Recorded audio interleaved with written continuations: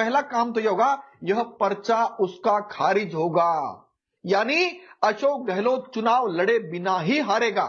दो बातें, पर्चा होगा खारिज और दूसरा एफआईआर दर्ज होकर जाना पड़ेगा जेल।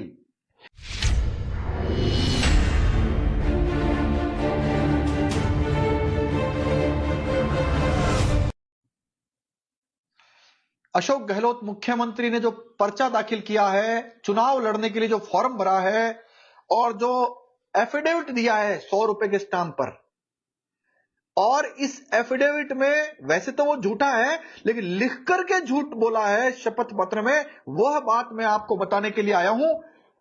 इतना गजब का झूठ बोला है, जनता को मूर्ख समझा है।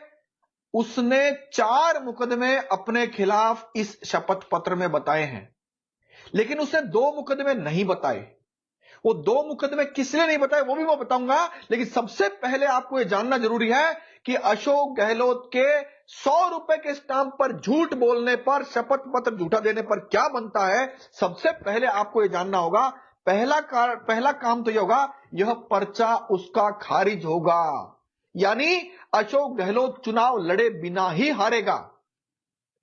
दूसरी बात, यह जो शपथ पत्र पर झूठ बोला है, इसकी एक एफआईआर पुलिस थाने में दर्ज करानी होगी अधिकारी को, और उस एफआईआर में चूंकि सब कुछ डॉक्यूमेंट्री एविडेंस है, तो आपके खिलाफ जुर्म प्रमाणित होकर के सजा की और मामला बढ़ेगा। 2 बातें, पर्चा होगा खारिज और दूसरा एफआईआर दर्ज होकर जाना पड़ेगा जेल।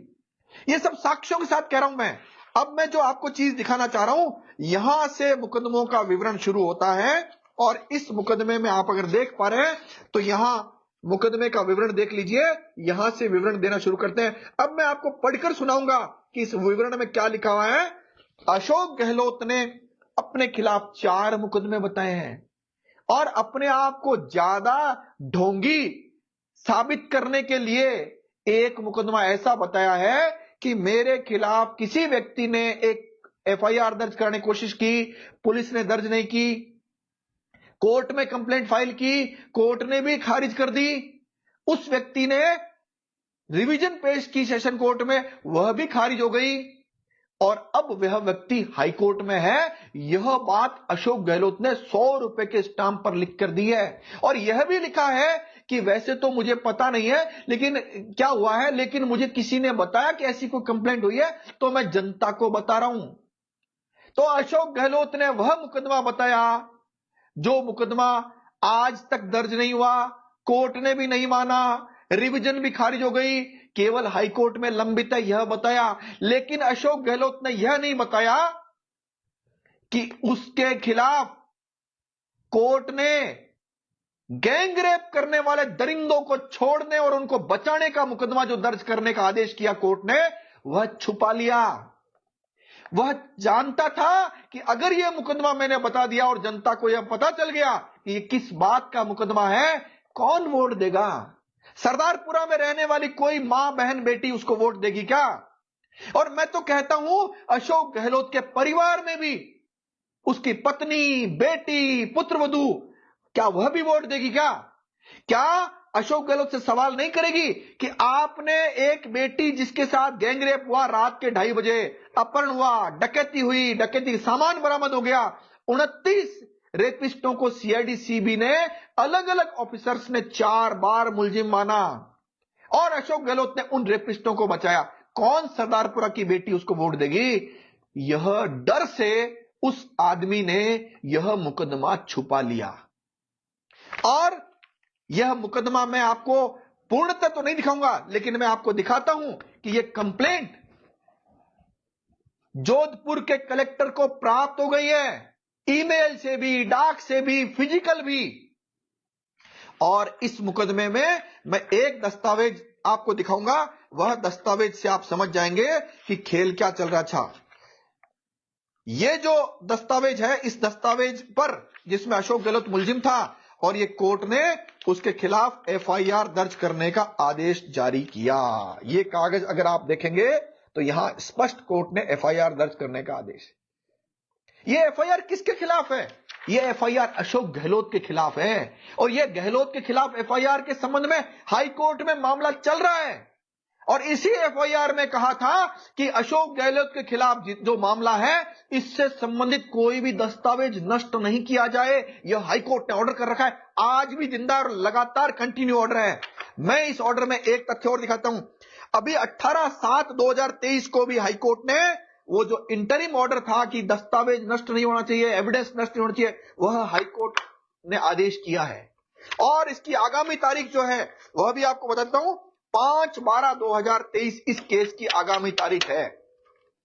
यह तथ्य छुपा लिया उसने, झूठ बोला, क्योंकि उसको पता था अगर यह सच बता दिया तो सरदारपुरा की कोई मां बहन बेटी उसको वोट नहीं देगी। और सुनिए, यह तो एक मामला बताया, दूसरा मामला और सुनिए। अशोक गहलोत के साइन से एक जमीन का फर्जीवाड़ा हुआ, खुद की राइटिंग में लिखा हुआ था और कोर्ट ने अशोक गहलोत के खिलाफ एफआईआर दर्ज करने का आदेश दिया। दूसरा मामला है यह, अगर आप देख पा रहे हैं तो देखिए, यह दूसरा मामला एफआईआर दर्ज हुई थी और इस एफआईआर में मुलजिम कौन है?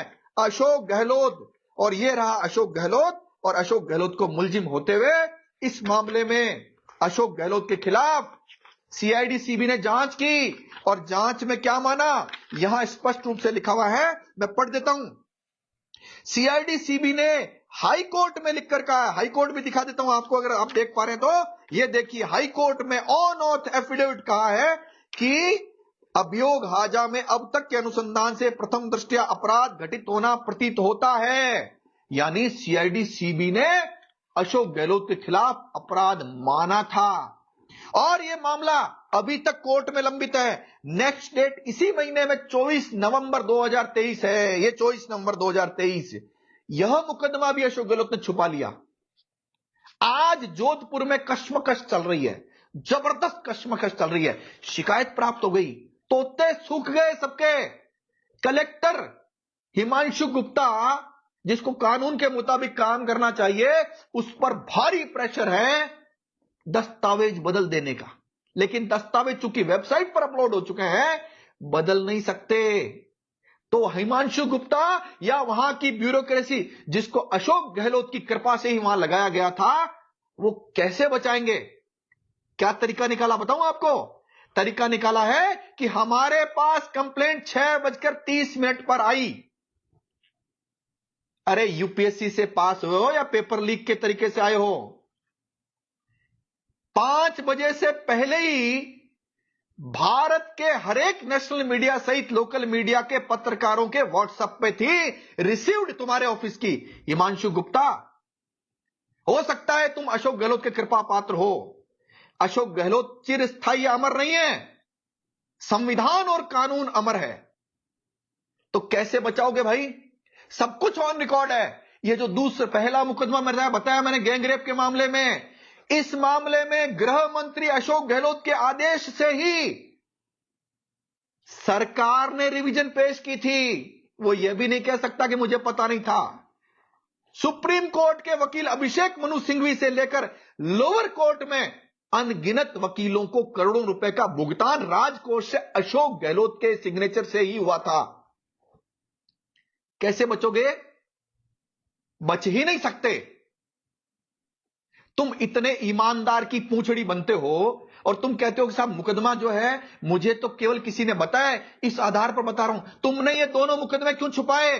बता देता हूं। पहला मुकदमा जो छुपाया वह तो यह था कि रेप करने वाले 29 रेपिस्टों को, जिसको सीआईडी सीबी ने 4 बार अनुसंधान अधिकारियों ने मुलजिम माना, डकैती का सामान बरामद कर लिया, पुलिस के इन्वॉल्वमेंट और कॉल डिटेल उन डकैतों के साथ मिल चुकी थी।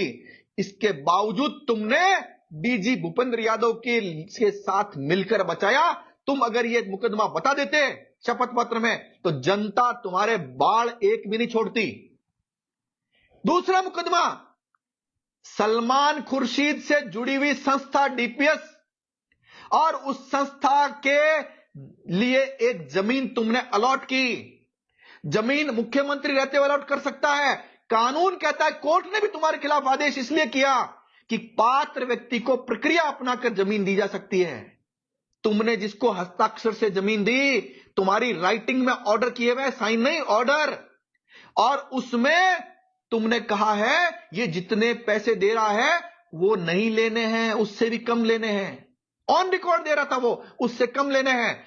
6000 स्क्वायर मीटर जमीन मांगी थी तुमने, जयपुर के विद्याधर नगर में उसको 9000 स्क्वायर मीटर जमीन दी। पैसे कम लिए, जमीन ज्यादा दी, यहां तक भी कोई बात नहीं। लेकिन तुम ये भूल गए कि उस आदमी का आवेदन तो आज भी खाली पड़ा है। और जब आवेदन ही नहीं है और जिसने आवेदक की कोई संस्था ही नहीं है रजिस्टर्ड, पात्र व्यक्ति को प्रक्रिया अपना कर देने का जो सिस्टम है, कल को तुम विधानसभा की बिल्डिंग दे दोगे? नहीं दे सकते भाई। कल को वैभव गहलोत के नाम कर दो तो सवाल है कि तुम्हारी ये बेईमानी जनता के सामने आ जाती अगर तुम सच्चाई बताते तो। जनता तुमको झूठा जानती है, तुम महान झूठे हो, लेकिन जनता यह नहीं जानती थी कि तुम्हारे जैसा मूर्ख आदमी 100 रुपए के स्टाम्प पर, शपथ पत्र पर झूठ बोलेगा क्या? अब सरदारपुरा विधानसभा के मतदाताओं को क्या जवाब दोगे?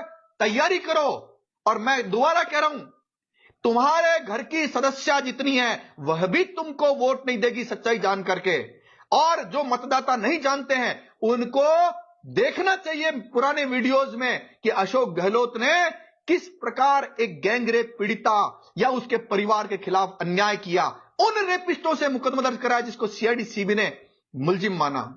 तो मेरा यह कहना है कि अशोक गहलोत के झूठ पर तो कानून अपना काम करेगा, पर्चा खारिज होने की प्रक्रिया अपनाई जाएगी और मुकदमा दर्ज होकर जेल भेजने काम होगा। लेकिन इससे भी बड़ा दंड इसको और इसके परिवार को क्या मिलना चाहिए था, वह उस सरदारपुरा क्षेत्र की माताएं, बहनें और बेटियां तय करेगी। धन्यवाद। जय हिंद, जय भारत। दो बातें, पर्चा होगा खारिज और दूसरा एफआईआर दर्ज होकर जाना पड़ेगा जेल।